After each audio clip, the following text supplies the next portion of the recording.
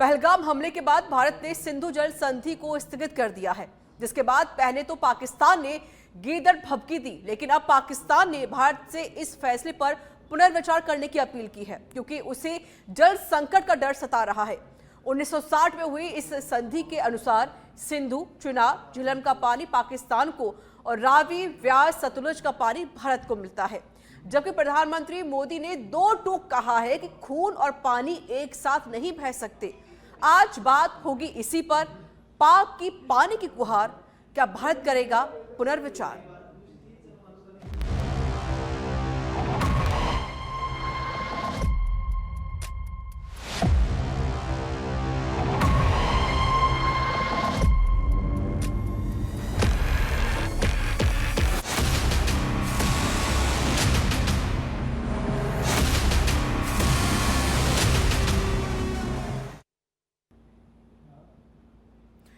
तो पाकिस्तान घबरा गया है, क्योंकि उसको डर है कि कहीं अब ये जो एग्रीमेंट हुआ था जल संधि को लेकर, सिंधु नदी को लेकर, क्या अब उस पर भारत पुनर्विचार नहीं करेगा, क्योंकि लगातार पाकिस्तान इसकी गुहार लगा रहा है। आज होगी इसी पर चर्चा। रोकर मेहमानों का प्रवक्ता है बीजेपी से सुरेश गर्ग, स्वागत है आपका। प्रवक्ता है कांग्रेस पार्टी से गोविंद पटेल, आपका भी स्वागत है।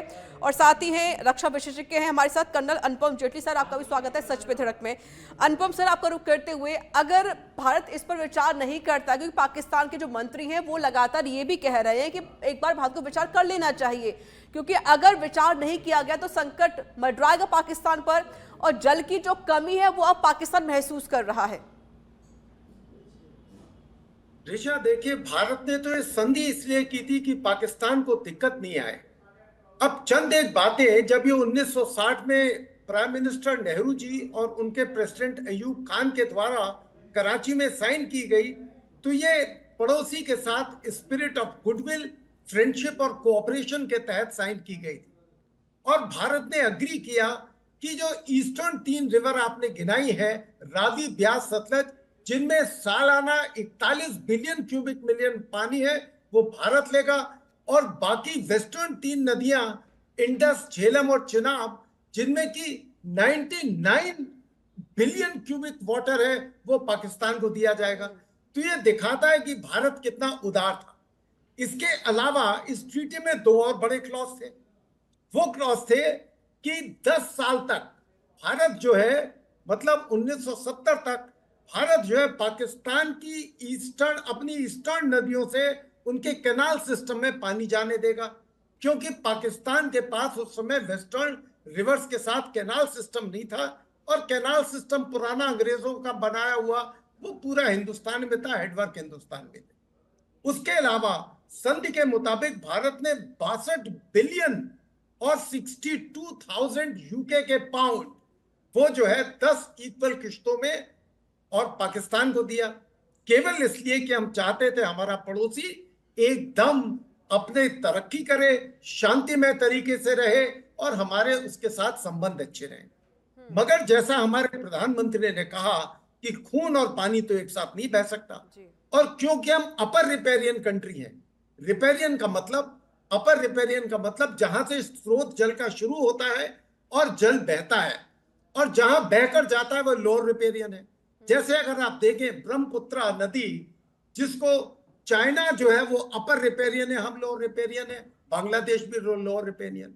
तो अगर पाकिस्तान ठीक से अपना बाज नहीं आता, आतंकवाद लगातार करता रहता है, तो बिल्कुल सही डिसीजन है कि हम इस संधि को तोड़ते हैं और जल को रोकते हैं।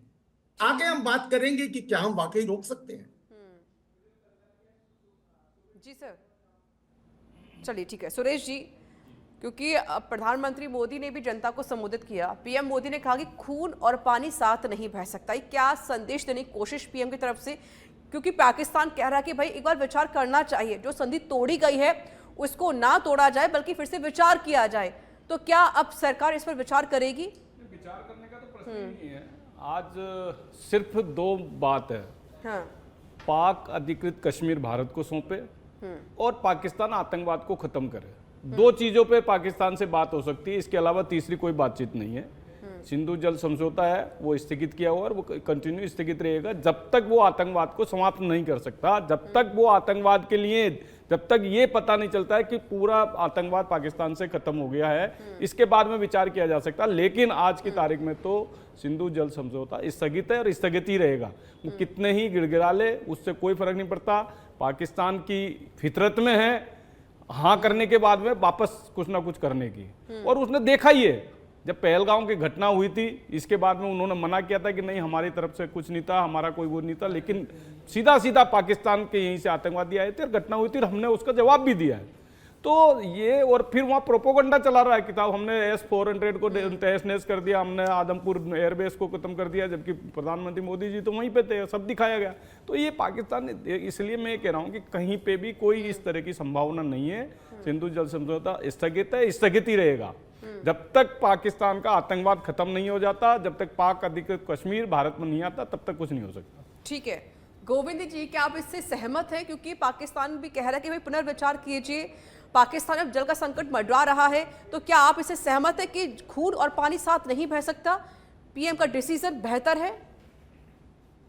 देखिए ऋचा जी, पाक ने जो नापाक हरकत की है उसके लिए ये सजा तो बहुत कम है। मैं तो ये कह रहा हूं कि इससे बड़ी सजा उसे मिलनी चाहिए और पानी बिल्कुल भी इस पे पुनर्विचार नहीं होना चाहिए। मैं तो सत्ता पक्ष के प्रवक्ता बैठे हैं उनको भी यही कहूंगा कि बिल्कुल भी इस पे पुनर्विचार नहीं होना चाहिए, क्योंकि पाकिस्तान की पुरानी फितरत रही है वो समझौते करने के बाद या अपनी जो बात कहने के बाद भी लगातार वो कायराना हरकत करता रहता है। जिस तरह से सीज फायर हुआ उसके बाद उसके ड्रोन से जो हमारे राजस्थान में मान लीजिए, वहां अपने पंजाब में उन्होंने अटैक की कोशिश की है, तो ये एक बार बार नापाक हरकत कर रहे हैं। और रही बात आतंकवाद की, हमेशा वो नकारता रहा है लेकिन फिर भी कहीं ना कहीं उसका कनेक्शन सामने आता है।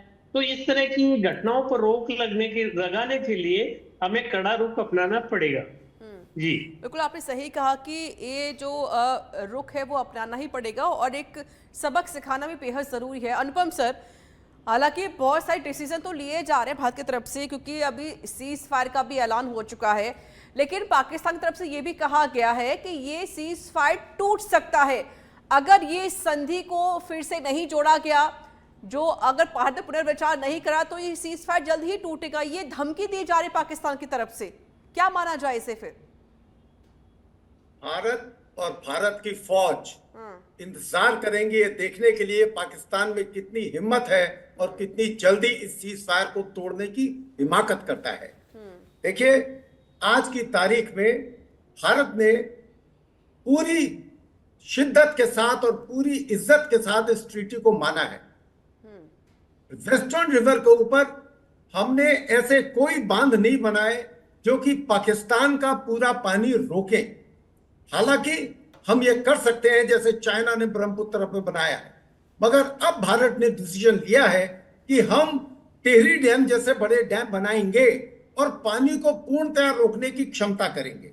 फिलहाल हमारे पास 16 दिन तक का पानी रोकने की व्यवस्था है। वो इसलिए क्योंकि चिनाब और बागलिया डैम है जो 900 किलोवाट बिजली पैदा करने की क्षमता रखता है। उसके हमारे पास सलाल डैम है जो 640 किलोवाट क्षमता पावर प्रोजेक्ट की रखता है, और उसके बाद अब गुर हस्ती है जो 38 किलोवाट मेगावाट जो है वो बिजली पैदा करने की क्षमता रखता है।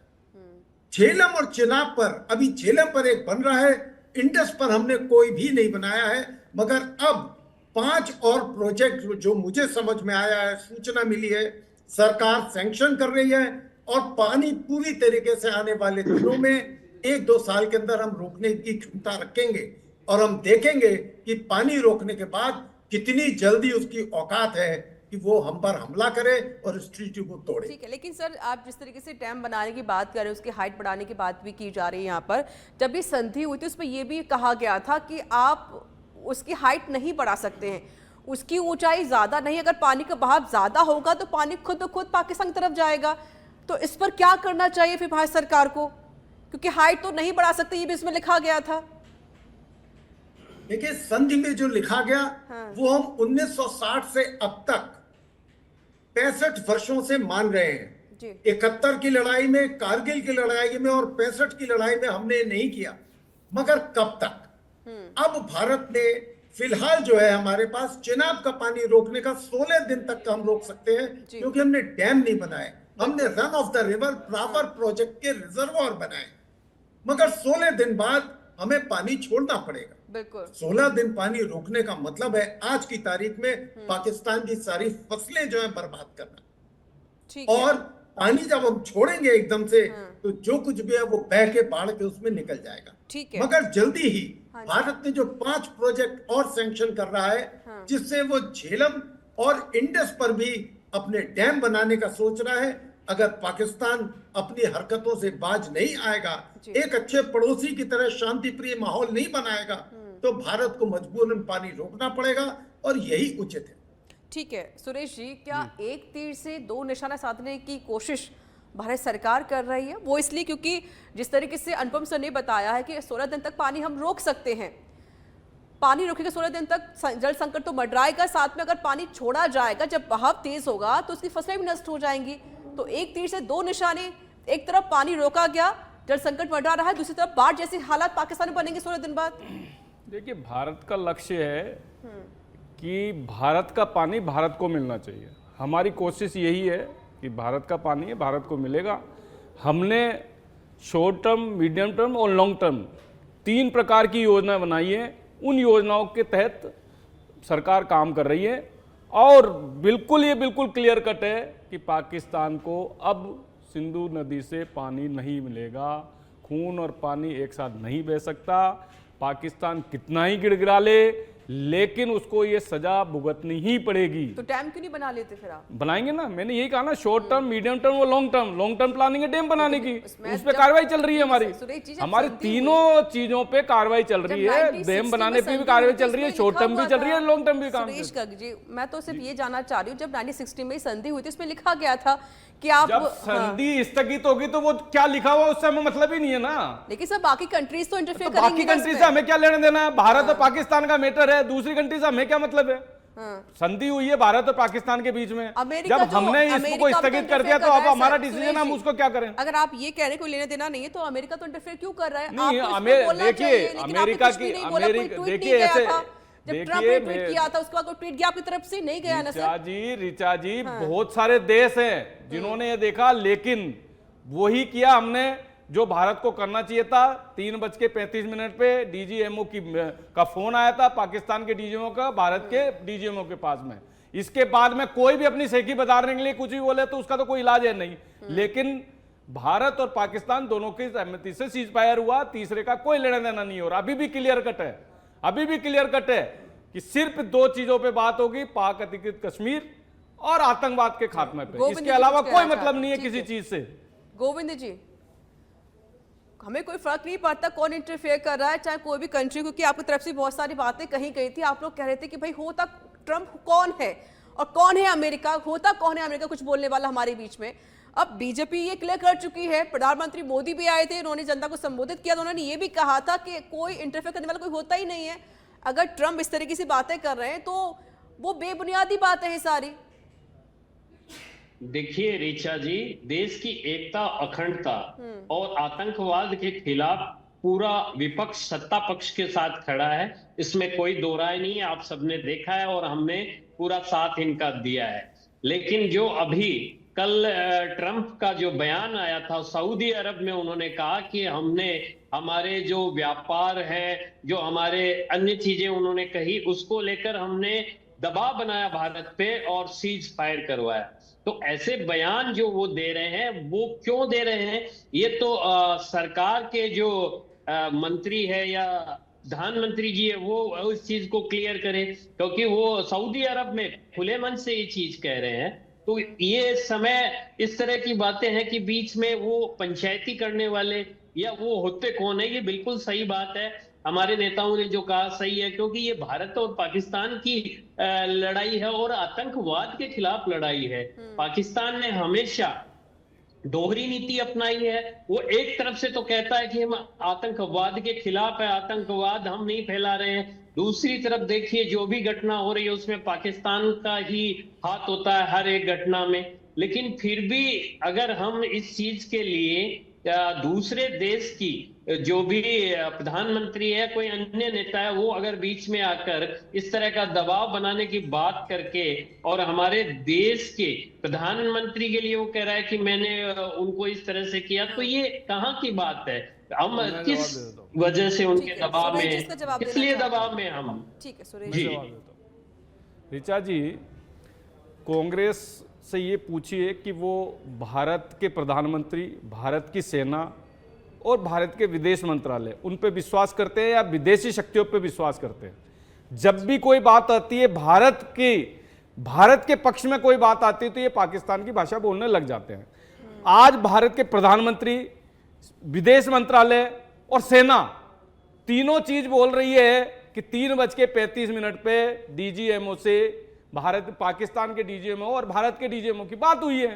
तो आप मुझे बता दीजिए, इसके बाद में 3 घंटे 4 घंटे बाद में ट्वीट किया जाता है तो उस पर विश्वास कर रहे हैं, लेकिन भारत की सेना पर विश्वास नहीं है आपको। तो ये इससे दर्शाता है ना कि ये क्यों पाकिस्तान की भाषा बोलते हैं, क्यों इस तरह के करते हैं। जब क्लियर दे दिया, जब क्लियर कल प्रेस कॉन्फ्रेंस थी विदेश मंत्रालय की, उसके अंदर बता दिया गया था, इसके बाद में मतलब इस तरह की भाषा उसको पाकिस्तान को खुश करने के लिए बोलते हैं ये लोग। सर सुन तो लीजिए, सवाल इसलिए खड़े हो रहे हैं क्योंकि जब ट्रंप ने ट्वीट किया तो उस ट्रंप तो दिन में 100 बार झूठ बोलता है, दिन में 100 बार झूठ बोलता है। तो आपने देखा नहीं क्या? आपने देखा नहीं क्या अखबारों के अंदर कितनी बार वो झूठ बोलता है? तो इसलिए उसकी बातों का औचित्य नहीं है। ये औचित्य भारत और पाकिस्तान की बात है। सर हम भारत और व्यापार करते हैं पाकिस्तान की अमेरिका बात के है, साथ, इसलिए भैया ये इन सुरेश चीजों जी, में हम कोई व्यापार विश्वास करते नहीं हैं है। अमेरिका कोई के साथ सर, हमारा व्यापार चलता है सर अमेरिका के साथ। व्यापार चलता है तो इसका मतलब थोड़ी कि वो मध्यस्थता करेंगे। तो सर फिर आप बोलिए ना, कह रहे हैं ना, विदेश मंत्रालय बोल रहा है ना, विदेश मंत्रालय बोल रहा है, सेना बोल रही है, मोदी जी बोल रहे हैं, क्यों नहीं विश्वास कर रहे? विदेश की धरती पर विश्वास करते हो, हिंडनबर्ग पे विश्वास करते हो, जॉर्ज सोरोस पे विश्वास करते हो आप लोग। तो ये दर्शाता है कि ये भारत को कमजोर करने की कोशिश करते हैं। अब आपको मैं 3 उदाहरण देता हूं किस तरह से ये पाकिस्तान कांग्रेस की हरकतें हैं। मैं आपको बता देता हूं, जब मनमोहन सिंह जी भारत के प्रधानमंत्री थे तब पाकिस्तान ने क्या बोला था कि बलूचिस्तान के अंदर भारत का इंटरफेरेंस है, उसको इन्होंने सहमति दी कि है, और उसके बदले में अगर वो कश्मीर में हम इंटरफेरेंस करते तो कोई गलत नहीं है। ये मनमोहन सिंह जी के प्रधानमंत्री के टाइम पे थे। जब आई के गुजराल प्रधानमंत्री थे तो आई के गुजराल जी ने अपने पाकिस्तान के अंदर जो भी हमारे रॉ के एजेंट थे उनकी सबकी लिस्ट उन्होंने दे दी।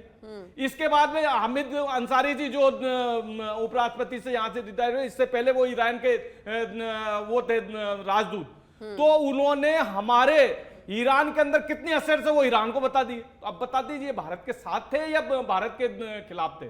तो ये इनकी हरकत है।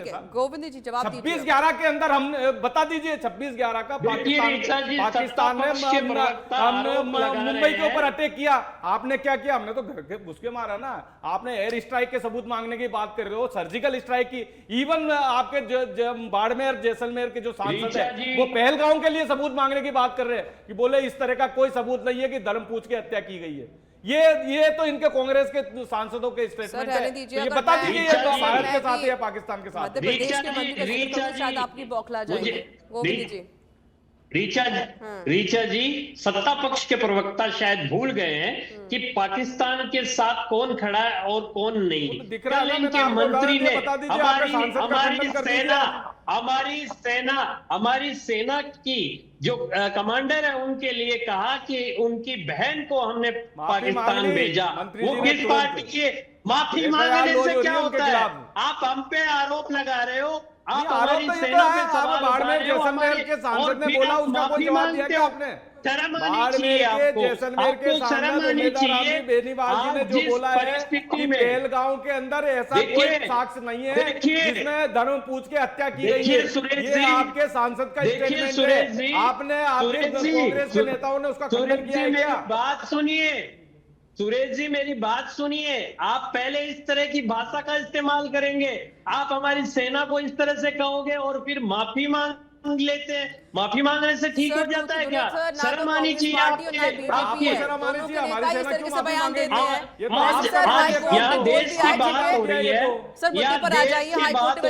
पाकिस्तान। ठीक है अनुपम सर, आज यहाँ देश की सर कोई दूध का धुला नहीं है सर, आप भी नहीं है ना वो है। आपके नेता ऐसे ऐसे बयान देते हैं, शायद हम यहाँ बोल भी नहीं सकते हैं, और ये भी वही है। अभी रिसेंटली सुरेश जी नहीं, आप भी कम नहीं, सुरेश जी नहीं, सुरेश जी बीजेपी भी कम नहीं है सर।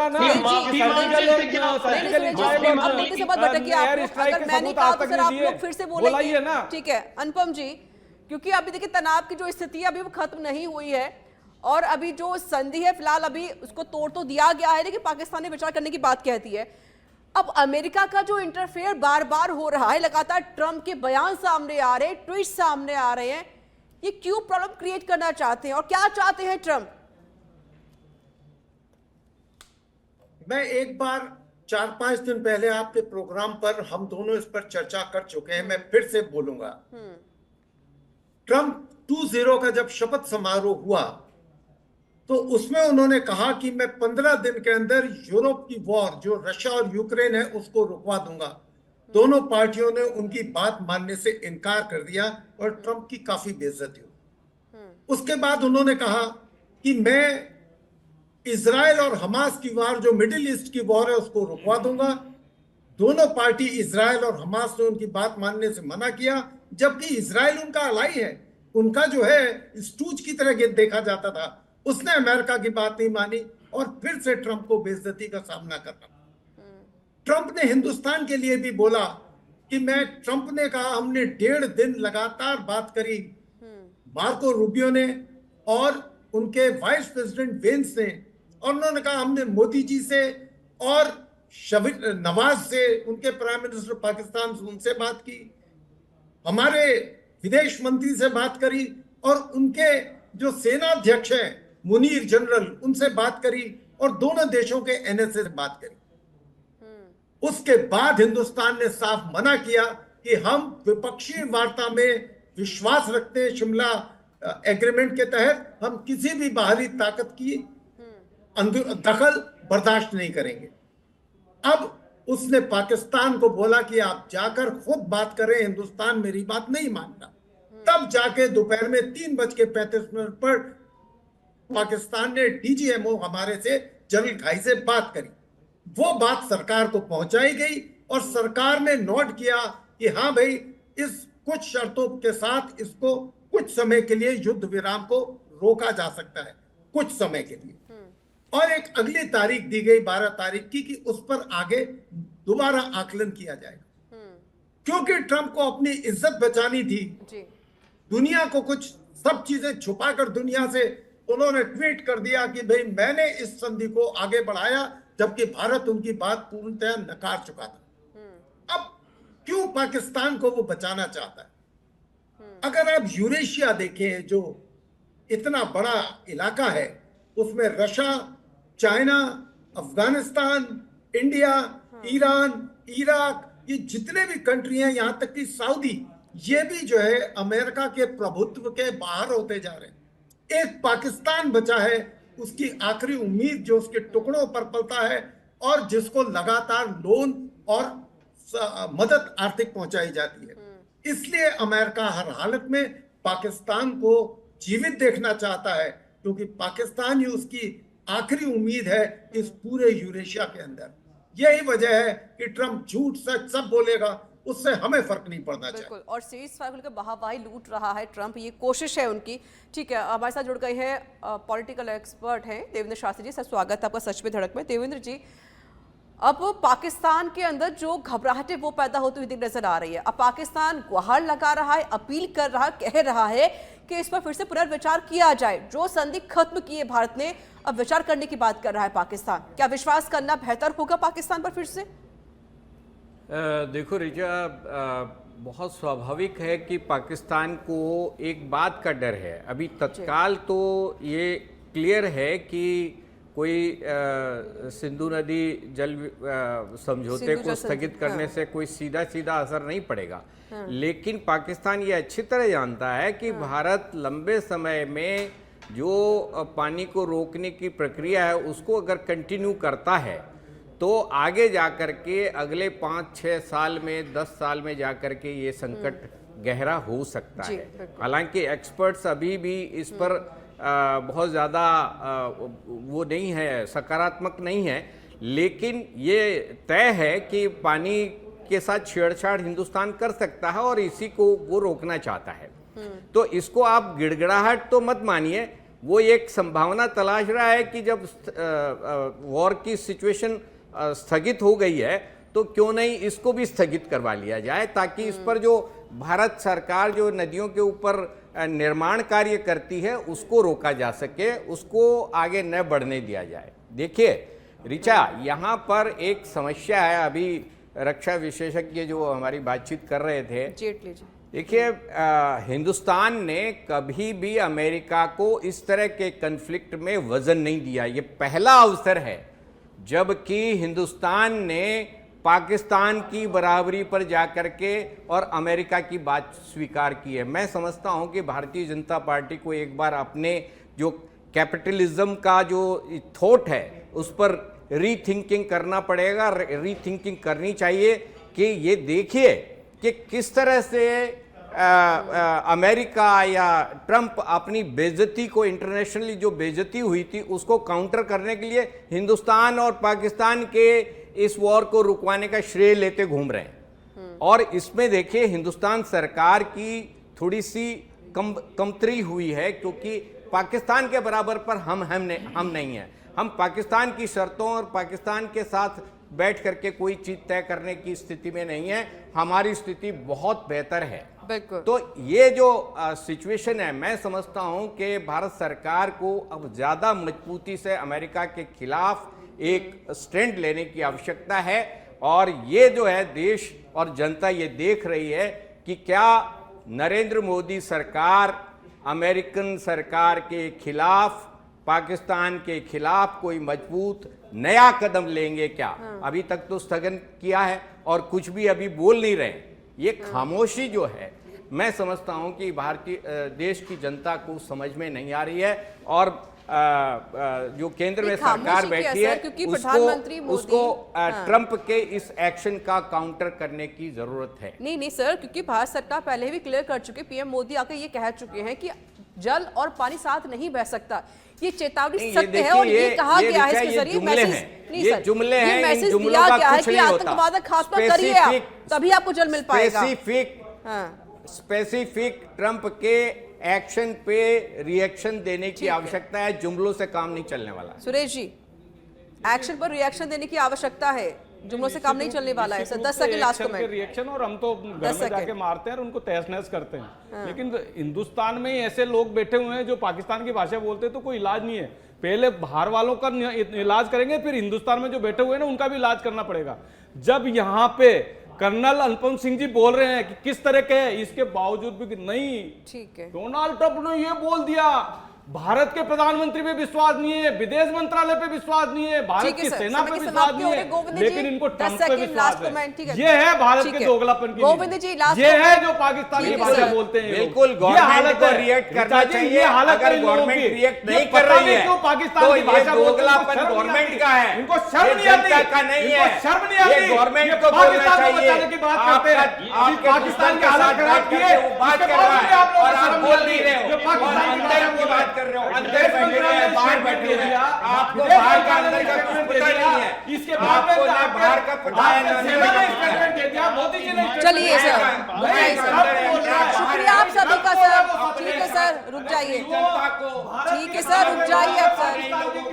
सर कोई नहीं समझ पाएगा अगर आप लोग एक साथ बोलेंगे सर। जाइए सर, ठीक है सर, समय की समाप्ति हो गई सर। ठीक है, समय की समाप्ति हो गई सर। ठीक है, बहुत बहुत शुक्रिया आप सभी का मेरे साथ जुड़ने के लिए, कीमती वक्त साझा करने के लिए। इस प्रोग्राम में इतना ही। देश दुनिया की तमाम बड़ी खबरों के लिए बनी रही सच पे धड़क के साथ। नमस्कार।